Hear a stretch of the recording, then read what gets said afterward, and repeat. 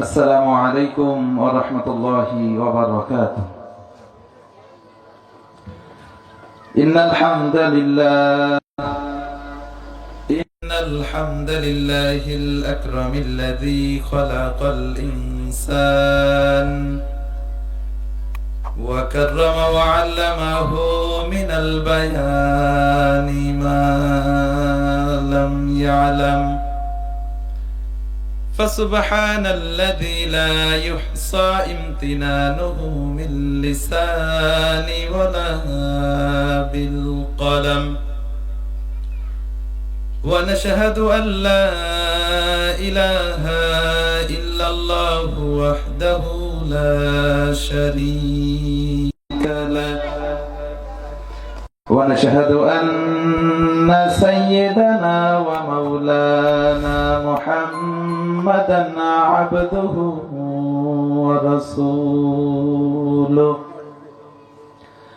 الذي أرسله بالحق بشيرا ونذيرا وداعيا إلى الله بإذنه وسراجا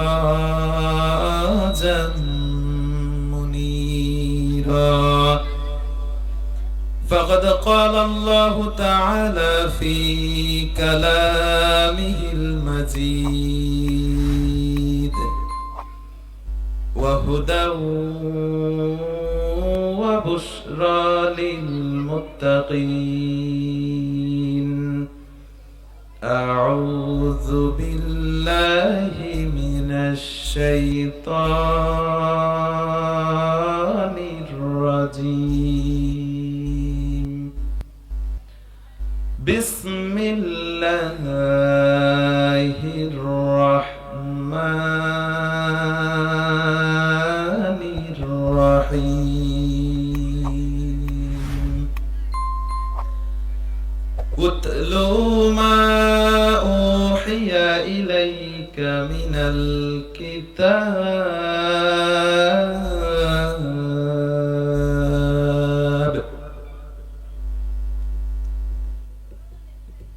اتل ما أوحي إليك من الكتاب وأقم الصلاة إن الصلاة تنهى عن الفحشاء والمنكر ولذكر الله أكبر والله يعلم.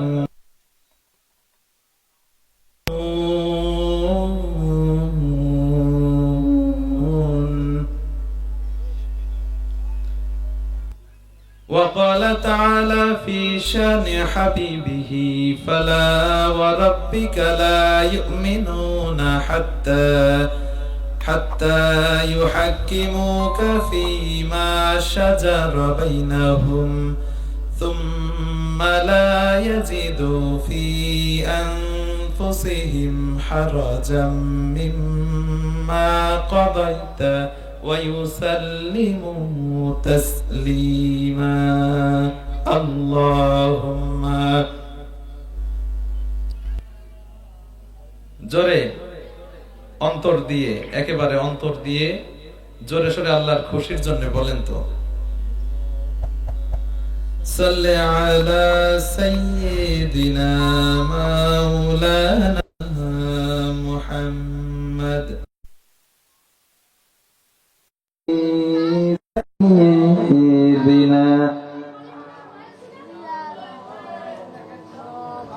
আলহামদুলিল্লাহ।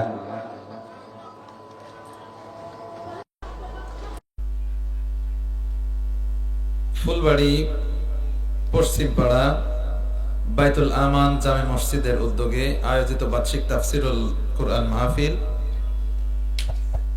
উক্ত মাহফিলের স্টেজে বসা আছেন সম্মানিত সভাপতি জনাব আবুল হায়াত মল্লিক,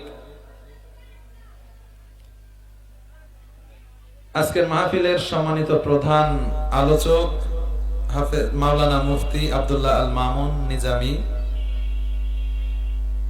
আমার সামনে বসা আল্লাহর প্রিয় বান্দারা এবং পর্দার অন্তরালে আমার মা বোনেরা এবং আমার সম্মানিত এলাকাবাসী সকলকে আমার অন্তরস্থল থেকে দ্বিতীয়বার সালাম জানাচ্ছি। আসসালামু আলাইকুম ওয়া রাহমাতুল্লাহি ওয়া বারাকাতুহু। সালাম দেওয়া সুন্নাত, জবাব দেওয়া ওয়াজিব। সুন্নাতের গুরুত্ব বেশি না ওয়াজিবের গুরুত্ব বেশি? ওয়াজিবের গুরুত্ব বেশি। আপনারা সালামের জবাব যেভাবে দিছেন তাতে মনে হচ্ছে আপনারা মনে হয় রাগান্বিত। যদি রাগটাগ থাকে তাহলে বলবেন কি কারণে রাগ, আর যদি রাগ না থাকে তাহলে একটু জোরে সোরে সালাম দেন, তো মানে সালামের জবাব দেন। যদি মুসলমানদের গলার আওয়াজ এমন হয় তাহলে কাফের মুশরিকরা আপনার তাকবীরে ভয় পাবে? সম্ভব না। আমি আবার সালাম দেব, আপনারা একটু জবাব দেন তো। আসসালামু আলাইকুম ওয়া রাহমাতুল্লাহ। ওয়া আলাইকুম আসসালাম ওয়া রাহমাতুল্লাহি ওয়া বারাকাতুহু। আলহামদুলিল্লাহ, কোটি কোটি শুকরিয়া মহান আল্লাহ রাব্বুল আলামিনের দরবারে, যিনি আমাদেরকে এরকম একটা কথা বলার মতন পরিবেশ তৈরি করে দিয়েছেন।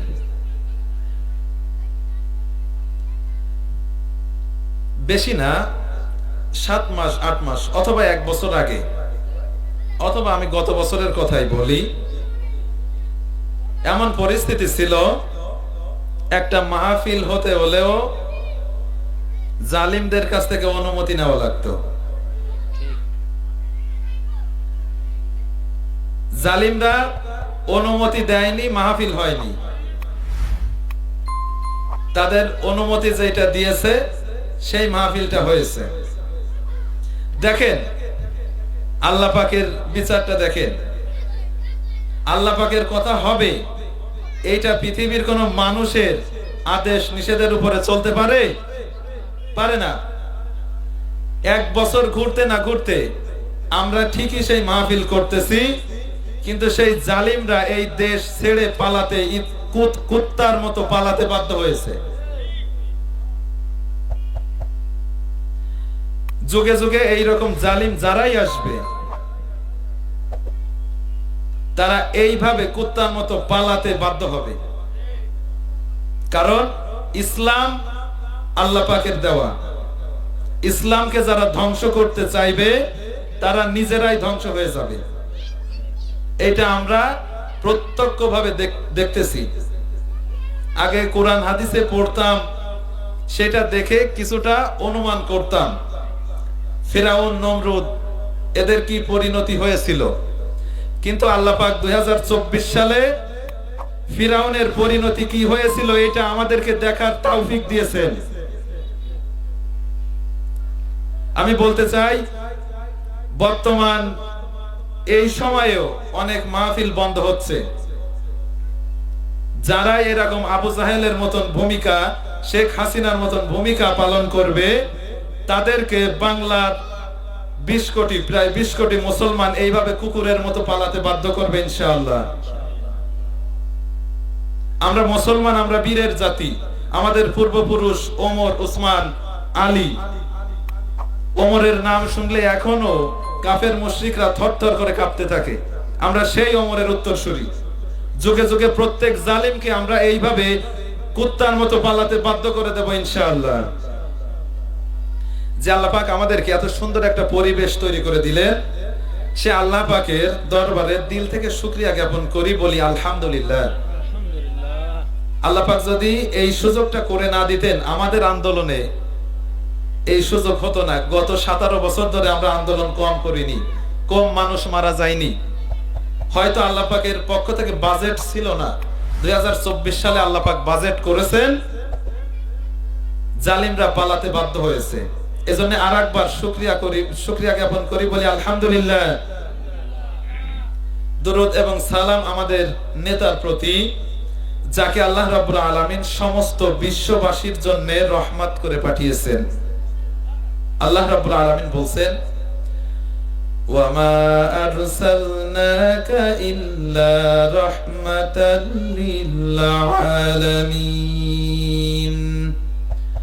আল্লাহ রাব্বুল আলামিন বলেন, হে নবী, আমি আপনাকে পুরো বিশ্ব জগতের জন্য একমাত্র রহমত হিসেবে প্রেরণ করেছি। সেই রহমতের উপরে একটু সংক্ষেপে দরুদ পড়ি, বলি সাল্লাল্লাহু আলাইহি ওয়াসাল্লাম।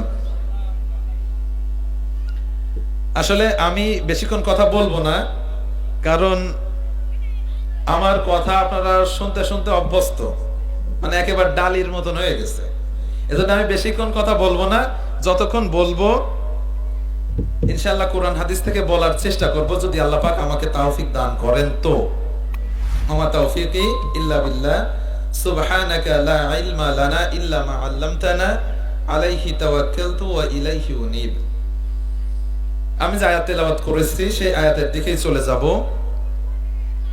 আমি আপনাদের সামনে পবিত্র কোরআনের অন্যতম সূরা সূরা আনকাবুতের 45 নম্বর আয়াত তেলাওয়াত করেছি। আনকাবুত মানে কি জানেন? আমি কয়েক জুমা আগে বলেছিলাম, আনকাবুত মানে হচ্ছে মাকড়সা।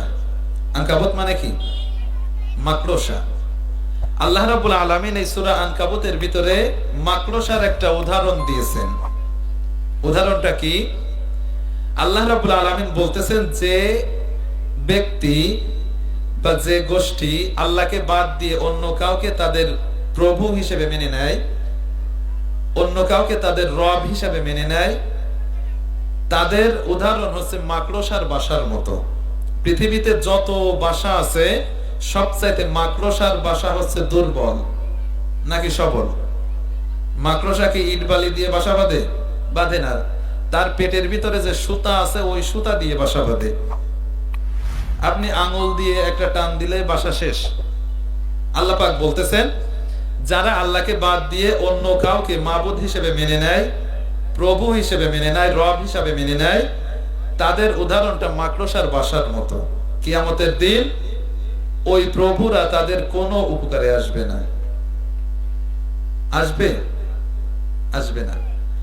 আল্লাহ রাব্বুল আলামিন বলছেন, মান যাল্লাযী ইয়াশফাউ ইনদাহু ইল্লা বিইذনি। আল্লাহ রাব্বুল আলামিন বলেন, ওই কিয়ামতের দিন কার সাহস আছে যে আমার অনুমতি ছাড়া কথা বলবে? আছে কারোর সাহস? আল্লাহ পাক যদি বলে যে আমার অনুমতি ছাড়া কথা বলবে, এমন কে আছে? আছে কোন বাপের বেটা? নেই। এজন্য আল্লাহ পাককে খুশি করার জন্য আমাদের প্রত্যেকটা কাজ করতে হবে। যাক, আমি আনকাবুত সম্পর্কে অনেক কথা আছে, আমি সংক্ষেপ করতেছি। আমি যে আয়াত তেলাওয়াত করেছি এটা কোন সূরার আয়াত বললাম? আনকাবুত। এর অর্থ হচ্ছে মাকড়সা, মশা যেটা আমরা বলি। এই সূরার 45 নম্বর আয়াত তেলাওয়াত করেছি। আল্লাহ রাব্বুল আলামিন বলছেন, উতলু মা উহিয়া ইলাইকা মিনাল কিতাব। আল্লাহ পাক বলতেছেন, হে নবী, আমি আপনাকে যে কিতাব দিয়েছি। আল্লাহ পাক কি কিতাব দিয়েছেন বলেন তো? কোরআন। একটু জোরে বলেন, কোরআন। আল্লাহ পাক বলতেছেন, হে নবী, আমি আপনাকে ওহী আকারে যে কিতাব দিয়েছি সেই কিতাব থেকে তিলাওয়াত করেন। সেই কিতাব থেকে কি করেন? তিলাওয়াত করেন। ওয়া আকিমিস সালাত, নামাজ কায়েম করেন। ইন্নাস সালাতা তানহা আনিল ফাহশাই ওয়াল মুনকার। অবশ্যই নামাজ অন্যায় এবং খারাপ কাজ থেকে ফিরিয়ে রাখবে, বিরত রাখবে, দূরে রাখবে। ওয়ালা যিকরুল্লাহি আকবার, আর আল্লাহর স্মরণ হচ্ছে সবচাইতে বড়। তাহলে আমি যে আয়াত তেলাওয়াত করেছি তার সরল অনুবাদ বললাম। আল্লাহ রাব্বুল আলামিন সূরা আনকাবুতের 45 নম্বর আয়াতে বলতেছেন, উতলু মা উহিয়া ইলাইকা মিনাল কিতাব। আল্লাহ রাব্বুল আলামিন বলেন, হে নবী, আমি আপনাকে যে কিতাব দান করেছি এই কিতাব হতে আপনি পাঠ করেন। এই কিতাব থেকে আপনি মানুষদেরকে বলে বলে, পড়ে পড়ে মানুষদেরকে আপনি বুঝিয়ে দেন। আল্লাহ নবী কি আমাদের চাইতে কথা কম জানতেন? আল্লাহ নবী কি আমাদের চাইতে ছোট বক্তা ছিলেন? আল্লাহ রাব্বুল আলামিন তার রাসূলকেও বলেছেন আপনি যখন কথা বলবেন তখন অবশ্যই কোরআন দিয়ে বলবেন। সূরা কফের শেষ নাম্বার আয়াত আল্লাহ রাব্বুল আলামিন বলেন ফাযাক্কির বিল কুরআনি মান ইয়াখাফু ওয়াঈদ। আল্লাহ রাব্বুল আলামিন বলেন হে নবী আপনি যখন মানুষের সামনে কথা বলবেন অবশ্যই আপনি আমার কোরআন দিয়ে মানুষকে বোঝাবেন। আল্লাহ রাব্বুল আলামিন কোরআন দিয়ে বোঝানোর কথা বলেছেন। আমাদেরকে প্রত্যেকটা কাজ কোরআন মাফিক করতে হবে, কিন্তু আফসোস লাগে এই জায়গায় কোরআন পড়ে পড়ে অর্থ করে করে খুলে খুলে বর্ণনা করার পরেও আপনি বোঝেন না। কেন বোঝেন না এইটা আমার মাথায় আসে না। কেন বোঝেন না? বোঝেন না তার কয়েকটা কারণ আছে। এক নাম্বার কারণ হচ্ছে কোন বোতলের যদি মুখ আটকে রেখে এক বালতি পানি ওর উপরে ফেলা হয় কয় ফোঁটা ভিতরে যাবে? এক ফোঁটাও ভিতরে যাওয়া সম্ভব না। আগে বোতলের মুখটা খোলা লাগবে। আমরা যখন আলোচনা শুনতে বসবো অবশ্যই শোনার নিয়তে, মানার নিয়তে, আমল করার নিয়তে শুনবো। দ্বিতীয় নাম্বার হচ্ছে অনেকেই অহংকার করে, মনে করে যে ও হচ্ছে আমার হাঁটুর বয়সী, ও কি জানে, ওর কথা কি শুনবো। আমিও বলি যে আমি কিছুই জানি না, আমার ভিতরে কোনো জ্ঞান নেই, কিন্তু আল্লাহর কোরআন দিয়ে আমি যেটা বলবো সেইটা আপনাকে শোনা লাগবে। পার্সোনালি আমার কথার কোনো মূল্য নেই, কিন্তু কোরআন এটা কি আমার কথা?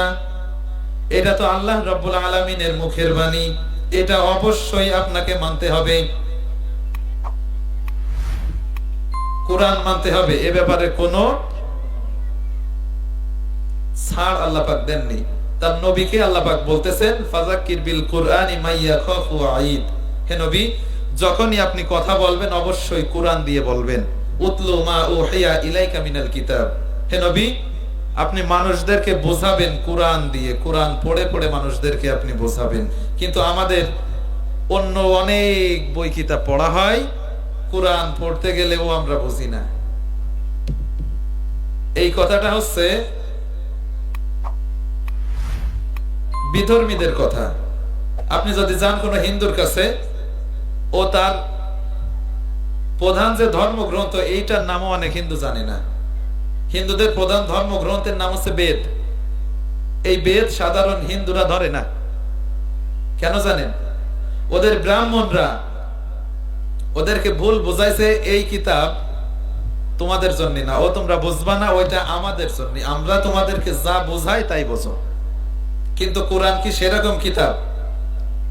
আল্লাহ রাব্বুল আলামিন বলেন হাদা বায়ানুল লিন্নাস, আমি এই কোরআন নাজিল করেছি সমস্ত মানুষের জন্য, শুধু মুসলমানদের জন্য না, শুধু ঈমানদারদের জন্য না। যে ব্যক্তি নিজেকে মানুষ হিসেবে দাবি করবে এই কোরআনটা আল্লাহ রাব্বুল আলামিন তার জন্য দান করেছেন। এখন আপনি একটু বলেন আপনি মানুষ কি না? মানুষ। যদি আপনি নিজেকে মানুষ মনে করেন তাহলে এই কোরআন আপনার জন্য, আর যদি নিজেকে অমানুষ মনে করেন তাহলে কোরআন আপনার দরকার নেই। কোরআন দিয়ে যে বলবে তার কথা শুনবেন। কোরআন দিয়ে যে বলবে তার কথা শুনবেন, তার জন্য না, কোরআনের জন্য। কারণ আল্লাহ পাক তার রাসূলকেও বলেছেন উতলু মা উহিয়া ইলাইকা মিনাল কিতাব। হে নবী তুমি মানুষের সামনে কথা বলবে অবশ্যই কোরআন দিয়ে বলবে। কোরআন আল্লাহর পক্ষ থেকে নাজিল হয়েছে নাকি অন্য কারোর পক্ষ থেকে? কোরআন আল্লাহর পক্ষ থেকে, এ ব্যাপারে কোনো সন্দেহ আছে? আল্লাহ রাব্বুল আলামিন বলেন ওয়া ইন কুনতুম ফি রাইবিম মিম্মা নাযালনা আলা আবদিনা ফাতু বিসূরাতিম মিন মিথলি ওয়াদউ শুহাদাআকুম মিন দুনিল্লাহি ইন কুনতুম সাদিকিন। আল্লাহ রাব্বুল আলামিন বলেন তোমরা যদি মনে করো যে এই কোরআন আমি ছাড়া অন্য কেউ নাজিল করেছে, এটা মুহাম্মদ নিজে বানিয়েছে।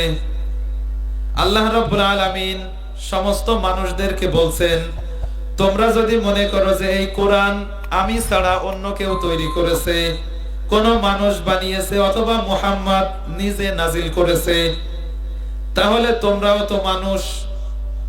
তোমরা এই কোরআনের ছোট্ট একটা সূরার মতো, সূরা বাকারার মতো না, সূরা আলে ইমরানের মতো না, সূরা কাউসারের মতন ছোট্ট একটা সূরা তৈরি করো।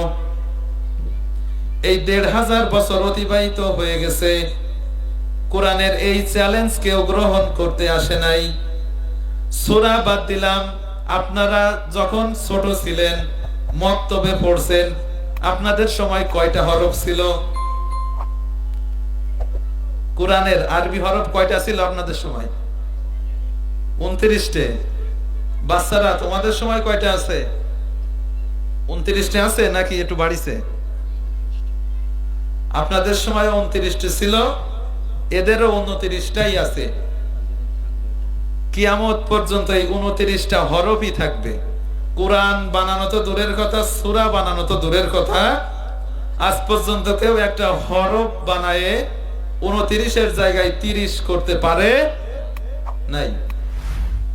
তাহলে কোরআন যে আল্লাহর পক্ষ থেকে, এ ব্যাপারে কোনো সন্দেহ আছে? আল্লাহ রাব্বুল আলামিন বলেন, মা ইয়ানতিকু আনিল হাওয়া ইন হুয়া ইল্লা ওয়াহয়ুন ইউহা। আল্লাহ রাব্বুল আলামিন বলেন, এই কোরআন আমি নাজিল করেছি। মুহাম্মদ তার নিজের মেধা থেকে বানিয়ে, নিজের মন থেকে কোনো কথা বলে আমার নামে চালিয়ে দেয়নি। কোরআন পুরোটাই আমি নাজিল করেছি। আল্লাহ রাব্বুল আলামিন কত কঠিন ভাবে বলতেছেন, যদি মুহাম্মদ এই কোরআনে আমার নামে কোনো কথা বানিয়ে নিজের নামে চালিয়ে দিত, অথবা নিজে বানিয়ে আমার নামে চালিয়ে দিত। ভালো করে বোঝেন, আল্লাহ রাব্বুল আলামিন বলছেন, মুহাম্মদ যদি এই কোরআনের ভিতরে নিজে কোনো কথা বানিয়ে আমার নামে চালিয়ে দিত, তাহলে আমি কি করতাম শোনো।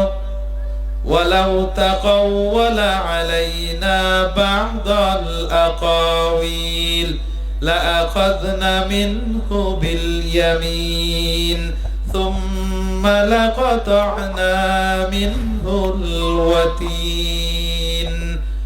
আল্লাহ রাব্বুল আলামিন বলেন, মুহাম্মদ যদি এই কোরআনের ভিতরে নিজের কোনো কথা বলে আমার নামে চালিয়ে দিত, তাহলে আমি আমার ডান হাত দিয়ে তাকে চেপে ধরে তার জিহ্বাটা কেটে ফেলতাম।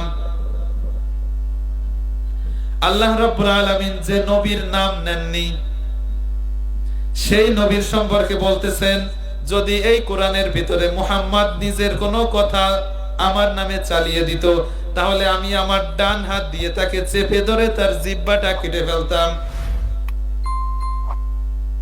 তাহলে এই কোরআনের ভিতরে আল্লাহর ছাড়া অন্য কারোর একটা কথাও এই কোরআনের ভিতরে নেই। কোনদিন এই কোরআনের ভিতরে কারোর একটা কথা আসতেও পারবে না। আল্লাহ রাব্বুল আলামিন বলেন, লা ইয়াতিহিল বাতিলু মিন বাইনি ইয়াদাইহি ওয়ালা মিন খালফি তানজিলুম মিন হাকীমিন হামিদ। আল্লাহ রাব্বুল আলামিন বলেন, এই কোরআনের ডান থেকে বাম থেকে, সামনে থেকে পিছন থেকে, উপর থেকে নিচ থেকে কোন দিক দিয়ে কোনো বাতিল প্রবেশ করতে পারবে না। কেননা আমি আল্লাহ রাব্বুল আলামিন এই কোরআনের হেফাজতকারী। আল্লাহ রাব্বুল আলামিন বলেন, ইন্না নাহনু নাযালনা যিকরা ওয়া ইন্না লাহু লাহাফিজুন। আল্লাহ রাব্বুল আলামিন বলেন, এই কোরআন আমি নাজিল করেছি, আর এই কোরআনের হেফাজত করার দায়িত্ব আমি কোন মন্ত্রীর কাছে, কোন রাজার কাছে, কোন মোড়ল মাতব্বরের কাছে আমি এই কোরআন হেফাজত করার দায়িত্ব দেইনি। এই কোরআন আমি নাজিল করেছি, আর এই কোরআন হেফাজত আমি করব। তাহলে এই কোরআন আল্লাহর কিতাব, এতে কোনো সন্দেহ নেই। আমাদের কথা শুনতে হবে অবশ্যই কোরআন থেকে। কোরআন দিয়ে যে বলবে তার কথা মানবেন, তার জন্য না, কোরআনের জন্য। কোরআন দিয়ে যদি আমার বাবাও বলে আমি মানতে রাজি না। আমার নেতাও যদি বলে আমি কোরআন ছাড়া নেতার কথা মানব না, কোরআন ছাড়া যদি কোন প্রধানমন্ত্রী বলে আমি কোরআন বাদ দিয়ে প্রধানমন্ত্রীর কথা মানতে পারি, সম্ভব না।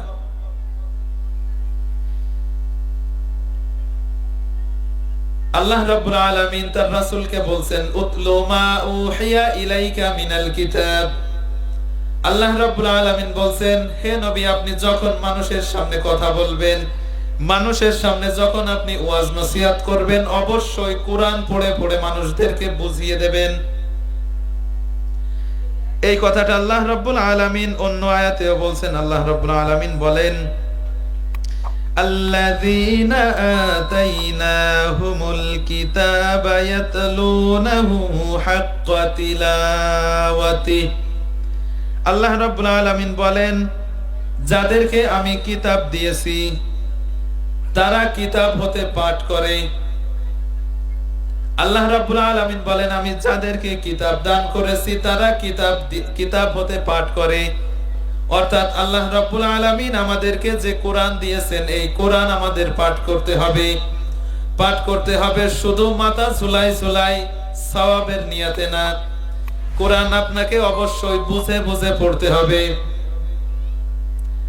মধু যদি আপনি এক বোতল মধু নিয়ে সারা দিন ঘুরে বেড়ান, এক বোতল মধু আপনার হাতে আছে, আপনি সারা দিন ঘুরে বেড়াচ্ছেন মধুর বোতল নিয়ে, জীবনেও আপনি বুঝতে পারবেন মধুর স্বাদ কেমন। যদি আপনি জিহ্বার পরে না দেন বুঝতে পারবেন না মধুর টেস্ট কেমন। আমি বলতেছি না যে কোরআন এমনি পড়া যাবে না, অবশ্যই পড়া যাবে। সমস্যা হচ্ছে কি আপনারা উল্টো বোঝেন, আবার বলবেন যে কোরআন পড়তে নিষেধ করেছে। কোরআন অবশ্যই পড়া যাবে, হেফজও করা যাবে, কোনো সমস্যা নেই। বাংলা পৃথিবীতে বর্তমানে 10 কোটির উপরে হাফেজ আছে, অবশ্যই হেফজ করা যাবে, পড়া যাবে, কিন্তু বুঝে বুঝে পড়তে হবে। আল্লাহ রাব্বুল আলামিন প্রথম যে বাণীটা দিয়েছেন ইকরা, ইকরা শব্দের কয়েকটা অর্থ আছে। এক নাম্বার ইকরা শব্দের অর্থ পড়া, দ্বিতীয় নাম্বার বোঝা, তৃতীয় নাম্বার মানা। আমরা ইকরা দ্বারা শুধু বুঝি যে পড়া, মানার নামে খোঁজ নেই, বোঝার নামে খোঁজ নেই। আল্লাহ রাব্বুল আলামিন বলেন আফালা ইয়াতাদাব্বারুনাল কুরআন, তোমরা কেন কোরআন বুঝে বুঝে পড়ো না? কোরআন কেন তোমরা বুঝে বুঝে পড়ো না? এই কোরআন যদি আপনি পড়তে না পারেন, এই জায়গায় আমি যদি হাত তুলতে বলি অনেকেরই হাত উঠবে না যে সূরা ফাতিহার অর্থ কয়জনে জানেন? আমরা অনেকেই জানি না। তাহলে কি করলাম সারা জীবন? আমাদের নামাজের ভিতরে মনোযোগ থাকে না। আজকের আয়াতের ভিতরেই আছে, আল্লাহ পাক বলতেছেন ইন্না সলাতা তানহা আনিল ফাহশাই ওয়াল মুনকার, অবশ্যই নামাজ অন্যায় কাজ থেকে ফিরাবে। কিন্তু আপনি কি নামাজ পড়তেছেন, নামাজে কি পড়তেছেন এটা আপনি জানেন না। আল্লাহ পাক বলতেছেন, এই আয়াতগুলো আমি যখন পড়ি আমার এমনি চোখ দিয়ে পানি চলে আসে। আল্লাহ পাক বলতেছেন ইয়াউমা ইয়াফিরুল মারউ মিন আখি ওয়া উম্মিহি ওয়া আবি ওয়া সাহিবাতিহি ওয়া বানি। আল্লাহ পাক বলতেছেন কিয়ামতের দিনটা এত কঠিন হয়ে যাবে, ওই দিন বাবা তার সন্তানের পরিচয় দেবে না, সন্তান তার বাবার পরিচয় দেবে না। এটা আপনি কিভাবে নেবেন? কি মনে করেন আপনি? এটা ভাই তার ভাইকে চিনবে না, মা তার সন্তানকে চিনবে না, সন্তান তার মাকে চিনবে না।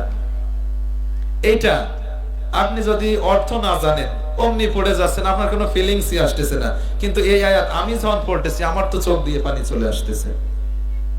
এজন্য আল্লাহ পাক বলতেছেন কোরআন বুঝে বুঝে পড়তে হবে। উতলু মা উহিয়া ইলাইকা মিনাল কিতাব, হে নবী আপনি যখন মানুষের সামনে কথা বলবেন অবশ্যই তাদেরকে কোরআন পড়ে পড়ে বোঝাই দিয়ে তাদেরকে সেইভাবে তাদের সাথে কথা বলবেন। আল্লাহ রাব্বুল আলামিন বলছেন আমি যাদেরকে কিতাব দান করেছি এবং তারা সেই কিতাব তিলাওয়াত করে এরাই হচ্ছে প্রকৃত ঈমানদার। আমরা তো শুধু প্রকৃত ঈমানদার খুঁজি, ঈমানদারকে আমরা প্রত্যেকে ঈমানদার, কিন্তু আল্লাহ রাব্বুল আলামিন বলছেন প্রকৃত ঈমানদার তারা যাদেরকে আমি কিতাবটা দিয়েছি, আর তারা কিতাব হতে পাঠ করে, কিতাব হতে বোঝে, বোঝার চেষ্টা করে, মানার চেষ্টা করে। আল্লাহ রাব্বুল আলামিন বলেন, আল্লাযীনা আতাইনাহুমুল কিতাবা ইয়াতলুনাহু হাক্কা তিলাওয়াতি উলাইকা ইউমিনুনা বি। আল্লাহ রাব্বুল আলামিন বলেন, আমি যাদেরকে এই কিতাবটা দিয়েছি আর তারা ওই কিতাব পাঠ করে, তারাই ওই কিতাবের উপরে খাঁটিভাবে ঈমান এনেছে। আল্লাহ রাব্বুল আলামিন যত জায়গায় বলেছেন, তার রাসূলকে কোরআন দিয়ে আলোচনার কথা বলেছেন। আল্লাহ পাক একটা জায়গায়ও বলেননি নবী আপনার মনে যা আসে আপনি তাই দিয়ে ওয়াজ করেন। আল্লাহ পাক যদি ইচ্ছা করতেন বলতে পারতেন না যে নবী আপনার মনে যা আসে তাই দিয়ে আপনি বলেন, আমি জানি আপনি খারাপ কিছু বলবেন না। আল্লাহ পাক বলতে পারতেন যে নবী আপনার মনে যা আসে আপনি তাই দিয়ে ওয়াজ করেন। আমাদের অনেক বক্তারাই আছে মনে যা আসে তাই বলে, অথচ আল্লাহ পাক তার রাসূলকে বলতেছেন যখনই কথা বলবেন অবশ্যই কোরআন দিয়ে বলবেন। এরপরে আল্লাহ রাব্বুল আলামিন বলেন, কামা আরসালনা ফীকুম রাসূলাম মিনকুম ইয়াতলু আলাইকুম আয়াতিনা ওয়া ইউযাক্কিকুম ওয়া ইউআল্লিমুকুমুল কিতাবা ওয়াল হিকমাতা ওয়া ইউআল্লিমুকুম মা লাম তাকুনু তা'লামুন। আল্লাহ রাব্বুল আলামিন বলেন, যেভাবে আমি তোমাদের মধ্যে একজন রাসূল প্রেরণ করেছি, আল্লাহ রাব্বুল আলামিন আমাদেরকে বলতেছেন যেভাবে আমি তোমাদের মাঝে একজন রাসূল প্রেরণ করেছি। আল্লাহ রাব্বুল আলামিন আমাদের মধ্যে যে রাসূল প্রেরণ করেছেন সেই রাসূলের নাম কি? মুহাম্মদ সাল্লাল্লাহু আলাইহি ওয়াসাল্লাম। আল্লাহ রাব্বুল আলামিন বলেন যে তোমাদের কাছে আমার আয়াতগুলো পড়ে পড়ে ব্যাখ্যা করে করে তোমাদেরকে বুঝিয়ে দেবে। আল্লাহ রাব্বুল আলামিন বলেন আমি তোমাদের মধ্যে একজন রাসূল প্রেরণ করেছি, তাকে আমি যে কাজ দিয়েছি তার ভিতরে অন্যতম একটা কাজ হচ্ছে সে আমার দেওয়া এই কোরআন তোমাদেরকে খুলে খুলে বুঝিয়ে দেবে, যাতে তোমাদের কোনো ব্যাপারে কোনো সমস্যা না থাকে। এই কোরআনের ভিতরে আল্লাহ রাব্বুল আলামিন সকল সমস্যার সমাধান দিয়েছেন কি দেন নাই? আল্লাহ রাব্বুল আলামিন বলেন, ওয়া নুনাজ্জিলু মিনাল কুরআনি মা হুয়া শিফাউন ওয়া রাহমাতুল লিল মুমিনিন। আল্লাহ রাব্বুল আলামিন বলেন আমি তোমাদেরকে যে কিতাব দিয়েছি এই কিতাবের ভিতরে তোমরা সকল সমস্যার সমাধান পেয়ে যাবে। সমাধান চাও যদি জীবনে মরণে, ফিরে চাও খুঁজে নাও চোখ রাখো কোরআনে। সমাধান চাও যদি জীবনে মরণে, ফিরে চাও খুঁজে নাও চোখ রাখো কোরআনে। তবেই পাবে সুখ শান্তির ঠিকানা, তবেই পাবে সুখ শান্তির ঠিকানা, যদি মেনে নাও তুমি মনে প্রাণে। সমাধান চাও যদি জীবনে মরণে, ফিরে চাও খুঁজে নাও চোখ রাখো কোরআনে। তাহলে সমাধান যদি আমরা চাই তাহলে আপনাকে অবশ্যই চোখ রাখতে হবে কোথায়? কোরআনে নাকি লালন শাহর জীবনীতে? অবশ্যই কোরআনে আপনাকে চোখ রাখতে হবে। তাহলে আমি আপনাদের সামনে যে আয়াত তেলাওয়াত করেছি সূরা আনকাবুতের 45 নম্বর আয়াতে আল্লাহ রাব্বুল আলামিন বলেন, হে নবী আপনি যখন মানুষের সামনে কথা বলবেন অবশ্যই আপনি তাদেরকে কোরআন দিয়ে বলবেন। দ্বিতীয় নাম্বার যে কথাটা আল্লাহ রাব্বুল আলামিন বলছেন, ওয়া আকিমিস সালাত, তোমরা নামাজ কায়েম করবে। কায়েম জিনিসটা কি এটা আমরা অনেকেই বুঝি না। এই জন্য শুধু হাত পায়ে ধরে নামাজ পড়ার জন্য বলি, দল বেঁধে যে বলি ভাই আসেন নামাজ পড়ি, আসেন নামাজ পড়ি, মসজিদে যাই নামাজ পড়ি। আল্লাহ পাক কি নামাজ পড়ার জন্য আদেশ করেছেন না অনুরোধ করেছেন? কথা ক্লিয়ার বোঝেন? আল্লাহ পাক কি বলেছেন যে তোমরা যখন মন চাই তখন যায় নামাজ পড়বা, এরকম? আল্লাহ রাব্বুল আলামিন তা বলেননি। আল্লাহ রাব্বুল আলামিন আমাদের হাত পায়ে ধরেননি যে বান্দারা আসো একটু নামাজ পড়ো, এরকম বলছেন? আল্লাহ রাব্বুল আলামিন বলেন নামাজ অবশ্যই তোমাদেরকে প্রতিষ্ঠা করা লাগবে। কায়েম জিনিসটা কি? আল্লাহ রাব্বুল আলামিন এই জায়গায় বলেছেন ওয়াকিমিস সালাত, নামাজ কায়েম করো। কায়েম জিনিসটা হচ্ছে প্রতিষ্ঠিত হওয়া। যেমন আমাদের সমাজে পোশাক কায়েম আছে, কাপড় চোপড় পরা, এটা কায়েম আছে। কায়েম থাকার কারণে আমরা কোনো উলঙ্গ মানুষ দেখি না। এই জায়গায় যত মানুষ আছি একটা বাচ্চাও কিন্তু উলঙ্গ নেই। এমনকি আপনি যদি একটা বাচ্চাকে বলেন যে বেটা একটু তোর প্যান্টটা খোল, তাও কিন্তু খুলতে রাজি হবে না। কারণ আমাদের সমাজে নামাজ কায়েম আছে। এই জন্য একজন আমাদের সমাজে পোশাক কায়েম আছে, এই জন্য একজন উলঙ্গ মানুষ দেখা যায় না। অনুরূপ ভাবে আমাদের সমাজে যদি নামাজ কায়েম থাকতো তাহলে আমাদের সমাজে কোনো বেনামাজি আমরা দেখতে পাইতাম না। আল্লাহ রাব্বুল আলামিন আমাদেরকেও বলেছেন ওয়াকিমিস সালাত, নামাজ কায়েম করো। আমাদেরকে নামাজ কায়েমের আন্দোলন করা লাগবে। যেভাবে নামাজ কায়েম করা যায় অবশ্যই আপনাকে ওইভাবে নামাজ কায়েম করার চেষ্টা করতে হবে। বাংলাদেশের অসংখ্য ইসলামী দল আছে যারা নামাজ কায়েমের আন্দোলন করে। অবশ্যই আপনাকে সেই সমস্ত একটা দলের সাথে একাত্মতা পোষণ করতে হবে। এক্ষেত্রে আপনি অবশ্যই দেখবেন যে ইসলাম প্রতিষ্ঠার ক্ষেত্রে কারা এক ধাপ এগিয়ে আছে। যারা এক ধাপ এগিয়ে আছে আপনি তাদের সাথে একাত্মতা পোষণ করেন। আল্লাহ রাব্বুল আলামিন অন্য আয়াতেও বলছেন وَأَقِيمُوا الصَّلَاةَ وَآتُوا الزَّكَاةَ وَأَرْكَعُوا مَعَ الرَّاكِعِينَ। আল্লাহ রাব্বুল আলামিন কোথাও নামাজ পড়ার কথা বলেননি, যত জায়গায় তিনি বলেছেন নামাজ কায়েম করার কথা। আল্লাহ রাব্বুল আলামিন এই জায়গা বলতেছেন ওয়াকিমুস সালাতা ওয়াতুজ যাকাতা ওয়ারকাউ মা'আর রাকিঈন। আল্লাহ রাব্বুল আলামিন বলেন তোমরা নামাজ কায়েম করো আর যাকাত প্রদান করো আর রুকুকারীদের সাথে তোমরা রুকু করো। অন্যতে আল্লাহ রাব্বুল আলামিন বলেন আকিমিস সালাতা লিদুলুকিশ শামসি ইলা গাসাকিল লাইলি ওয়া কুরআনাল ফাজর ইন্না কুরআনাল ফাজরি কানা মাশহুদা। এই জায়গায় আল্লাহ রাব্বুল আলামিন আকিমিস সালাত বলেছেন, নামাজ কায়েম করো।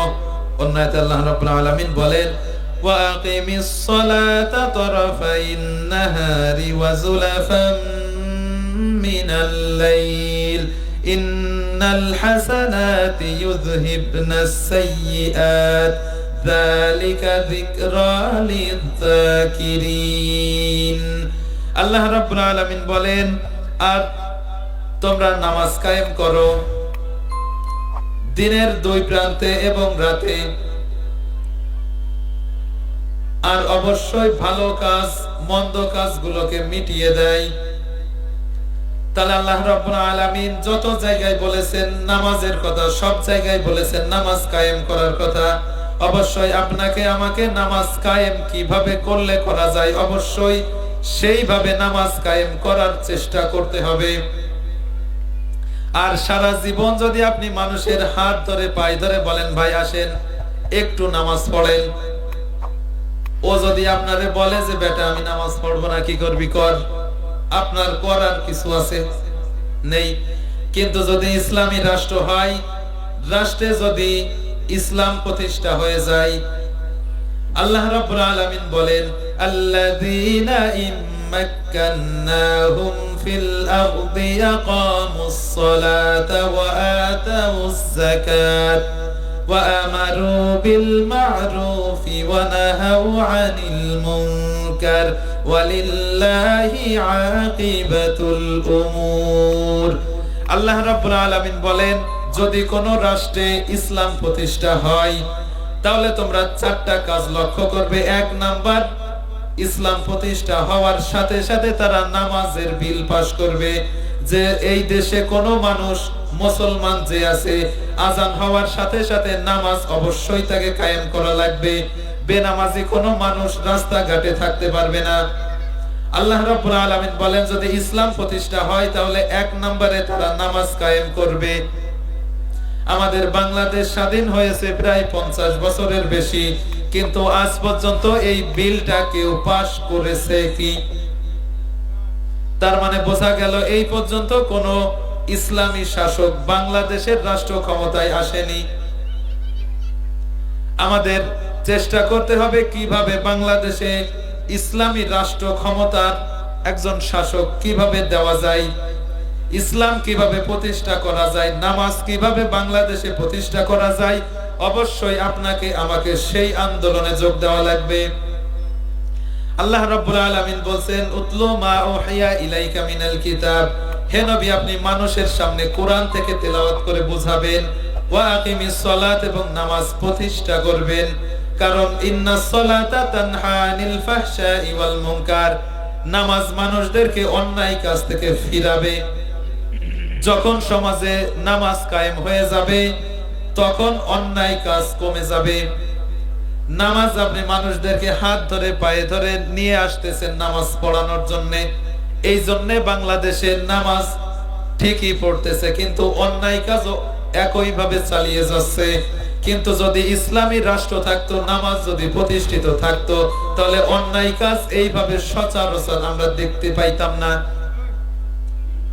আল্লাহ রাব্বুল আলামিন বলেন, ইন্নাস সালাতা তানহা আনিল ফাহশাই ওয়াল মুনকার, অবশ্যই নামাজ অন্যায় কাজ থেকে ফিরাবে।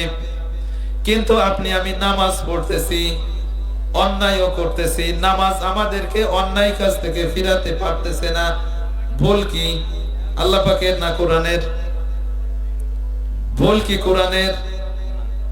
ভুল হচ্ছে আমাদের নিজেদের। কারণ আমি ওই যে প্রথমেই বললাম, আমরা অনেকেই আছি যে নামাজ কিভাবে পড়তে হয়, নামাজে কি পড়তেছি এর কিছুই আমরা জানি না। এই আয়াতের ভিতরে অনেক কথা আছে। প্রথমত হচ্ছে নামাজ, প্রথমত আল্লাহ রাব্বুল আলামিন বলতেছেন যে নামাজ অবশ্যই অন্যায় কাজ থেকে ফিরাবে। আল্লাহ পাকের কথা 100-এ 100 রাইট, কিন্তু আমরা নামাজের মতো পড়তে পারতেছি না। এই জন্য ওই নামাজ আমাদেরকে অন্যায় কাজ থেকে ফিরাতে পারতেছে না। যখন আমাদের নামাজের মতো হবে তখন অবশ্যই অন্যায় কাজ থেকে নামাজ ফিরাবে। এই নামাজ হচ্ছে না, তার কয়েকটা কারণ আছে। এক নাম্বার হচ্ছে নামাজের অন্যতম শর্ত হচ্ছে আপনাকে সুন্দর করে ওযু করা লাগবে। মনে হতে পারে যে হুজুর কি বলতেছে, সব তো আমাদের জানা বিষয়, কিন্তু অনেক মানুষ আছে যদি হাত তুলতে বলি হাত তুলতে পারবেন না। যে নামাজের ভিতরে ফরজ, নামাজের অন্যতম বৈশিষ্ট্য হচ্ছে ওযু করা লাগবে। এই ওযুর ফরজ কয়টা আছে অনেকেই আমরা জানি না। ওযুর ফরজ কয়টা আছে এইটা আপনাকে অবশ্যই জানা লাগবে। ভালোভাবে আপনাকে ওযু করা লাগবে।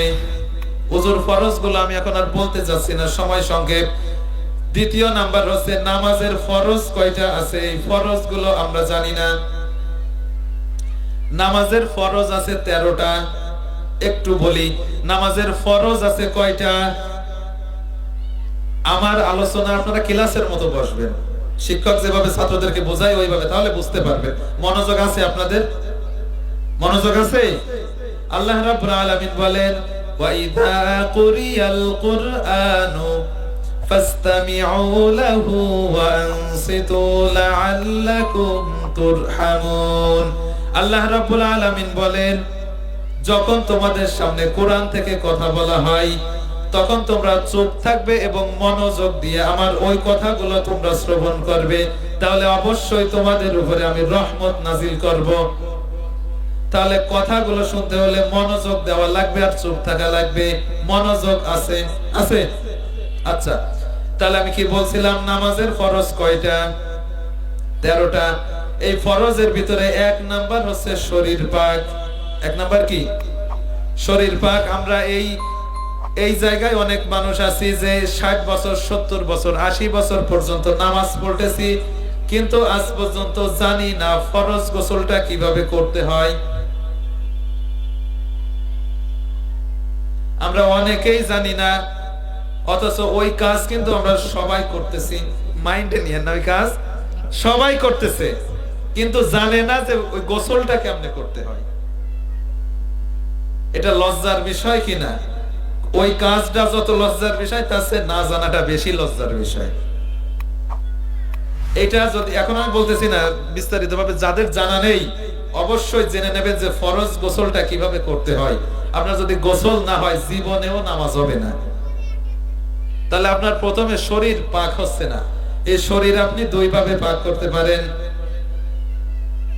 1 নাম্বার হচ্ছে কোন নাপাকি যদি লাগে তাহলে ধুয়ে মুছে সাফ হয়ে যায়, কিন্তু শরীরের ভিতরে যদি নাপাক খাবার চলে যায়, হারাম খাবার চলে যায়, নামাজ 5 ওয়াক্ত পড়তেছে কিন্তু সুদ খাচ্ছে, 180 মাইল বেগে সুদ খাচ্ছে, ও পৃথিবীর সমস্ত পানি দিয়ে যদি ওযু গোসল করে জীবনেও পাক হওয়া সম্ভব? জীবনেও পাক হওয়া সম্ভব না। এই জন্য প্রথম আপনাকে শরীর পাক করতে হবে। শরীর মন দুইটাই আপনাকে পাক পবিত্র থাকা লাগবে। এরপরে কাপড় পাক। অনেকেই আছে দাঁড়ায় পেশাব করে, একটু কুলুপ করার সময় পায় না। বিশ্বনবী সাল্লাল্লাহু আলাইহি ওয়াসাল্লাম তিনি 2টা কবরের পাশ দিয়ে যাচ্ছেন। বিশ্বনবী বলেন, সাহাবীরা তোমরা 2টা খেজুরের ডাল ভেঙে নিয়ে আসো। বিশ্বনবী সাল্লাল্লাহু আলাইহি ওয়াসাল্লাম 2টা খেজুরের ডাল মাঝখান দিয়ে ফেড়ে 2টা কবরে পুঁতে দিলেন। সাহাবারা বললেন, ইয়া রাসূলুল্লাহ, এই যে কাজটা আপনি করলেন এইটার কারণ আমরা জানি না। বিশ্বনবী বললেন, এই 2টা কবরেই আযাব হচ্ছে, এই 2টা কবরেই শাস্তি হচ্ছে। কিন্তু মজার ব্যাপার, 2টা কবরে শাস্তি হচ্ছে কিন্তু বড় কোনো গুনাহের কারণে না। এই 2টা কবরের শাস্তি হচ্ছে, 1 নাম্বার হচ্ছে এই লোকটা পেশাব করে ভালোভাবে পবিত্র হতো না। এই লোকটা পেশাব করার পরে ভালোভাবে পবিত্র হতো না, এই জন্য এই লোকটার কবরের শাস্তি হচ্ছে। আর 2য় নাম্বার লোকটা হচ্ছে 2 জনের কথা, একজনের কথা আর একজনের কাছে লাগিয়ে গ্যাঞ্জাম বাদাই দিয়ে হজে চলে যাইতো। আর এই পাশে 2 দল, এক দল মারামারি করে হাসপাতালে আর এক দল জেলখানায়। এরকম লোক আছে না নেই? এই নামিমা, এই সমস্ত লোকরা বিশ্বনবী বলেন এই 2টা ছোট ছোট অপরাধের কারণে এই 2টা কবরে আল্লাহ পাক শাস্তি দিচ্ছেন। তাহলে একটু হিসাব মিলান যে আমরা কত লোক আছি যে ভালোভাবে পেশাব করে পবিত্র হওয়ার সময় আমরা পাই না। যাই হোক, বলার এই আয়াতে অনেক কথা, আমি সারা দিন সারা রাত বললেও শেষ হবে না। যাক, যে কথাটা বললাম অনেক কথা বাকি আছে, যেটা জানার দরকার এটা আপনার জেনে নেওয়া লাগবে। কারণ আপনার কি রোগ হয়েছে এটা ডাক্তার বলতে পারবে। আপনি যদি ডাক্তারের কাছে না যান, পাছায় ফোড়া হয়েছে, আপনি যদি ডাক্তারে যে না বলেন যে ডাক্তার সাহেব আমার পাছায় ফোড়া হয়েছে, সে কি ওষুধ দেবে? ডাক্তার কি বাড়ি এসে দেবে যে বেটা তোর পাছা দেখা গেছে এই যে ওষুধ? বলবে ডাক্তার? বলবে না। আপনার যাওয়া লাগবে ডাক্তারের কাছে। তা আপনার কি সমস্যা আপনি হুজুরদের কাছে জিজ্ঞাসা করেন যে হুজুর আমি এটা জানি না, শিখে নেন, কাজে লাগবে আপনার। যাই হোক, আমি আর আলোচনা লম্বা করব না। যে কথাগুলো বললাম কোরআন হাদিসের আলোকে আল্লাহ পাক আমাদের সকলকে আমল করার তৌফিক দান করেন। যদি কোনো কথা ভুল বলে থাকি নিজের অজান্তে, আল্লাহ পাক যেন আমাদের স্মৃতি থেকে মুছে দেন। আখিরু দাওয়ানা ওয়াল হামদুলিল্লাহি রাব্বিল আলামিন। ওয়াসসালামু আলাইকুম ওয়া রাহমাতুল্লাহ।